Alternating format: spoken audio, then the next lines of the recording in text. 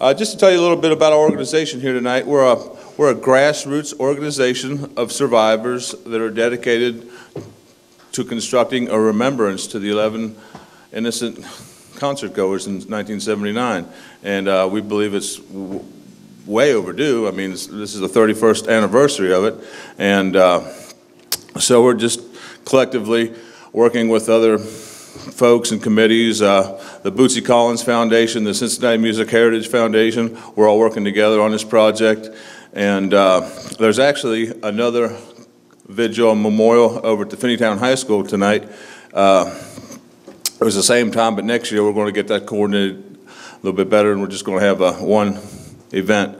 And again, thanks everybody for coming out, and appreciate your help. And with no further ado, I'd like to introduce our first speaker, Mr. Eric the Bulldog Deters, one of the finest attorneys in the tri-state. Let's give it up for Eric Deters, everybody. Thank you, Richard.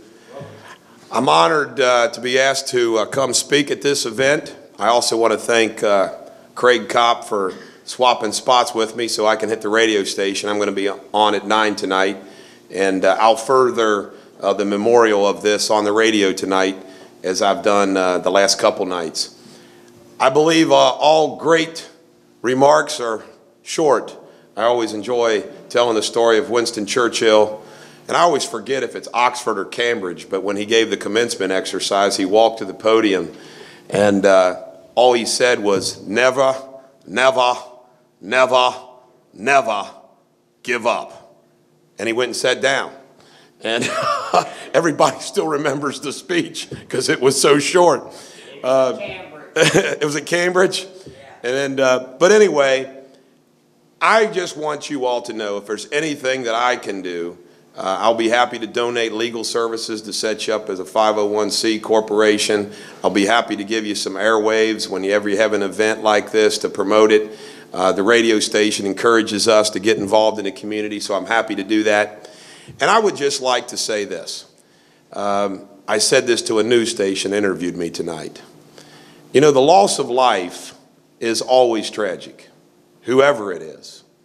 And you don't have to be somebody famous to have an impact if you lose your life in a tragic death. 4 months ago, my wife lost her oldest son and my stepson. And I saw firsthand the pain of loss. And of course, as a lawyer that does the type of work I do, I've seen clients with that loss. And when I was a 16-year-old boy, I just turned 16 in 1979 in December, and I was a freshman at Thomas More College because I went to Latin school and graduated from high school at 15, which is goofy when I think about it. But there was a young boy that I befriended as a freshman at Covington Latin School. And he was my friend for a very brief period of time. I only knew him for a year. And I'll never forget watching the news and seeing the name of one of the 11 victims of the Who concert is Brian Wagner. And I knew Brian Wagner as a freshman at Latin School, and I actually apologized to the Wagner family because I messed up the other night on the radio and called him Eric because I knew he has a brother named Eric who I met playing church softball. But Brian Wagner lost his life, and it was the first time that I had ever known somebody who died. My grandparents were still alive when I was 15, and it was very eerie for me to know that. And it was extra eerie because I was supposed to lie to my parents, sneak out of the house, and go to the concert with Jeff Blau. And I didn't do that. To this day, I thought to myself, what a tragedy it would have been that my parents thought I was at a movie and I was crushed and asphyxiated at the Who concert. But all of you, those of you that are here, this obviously means a lot to you. That's why you're here. And you carry the memories of those that were lost in your mind and in your heart. And what's important about a physical memorial, what is important about a physical memorial is it is a reminder for those who see it to know about the loss for the mind and the heart. If you look in Cincinnati area or in Washington, D.C., the Arlington National Cemetery, which is my favorite place to go in Washington, the Vietnam Memorial, these buildings these statues that are memorials are important. They're not just things.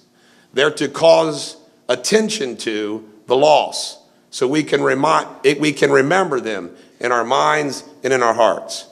So I just want all of you to know, and the leadership of this group to know, that I commend what you're trying to do. And if there's anything that I can do, I'm happy to do it. Alexander the Great's father, who was a great man in his own right, Philip from Macedonia, said all greatness comes from loss. All greatness comes from loss. And when you think about that, greatness does arise from loss. So I commend you. God bless all of you. And again, anything the Bulldog can do, I'm with you. Thank you very much.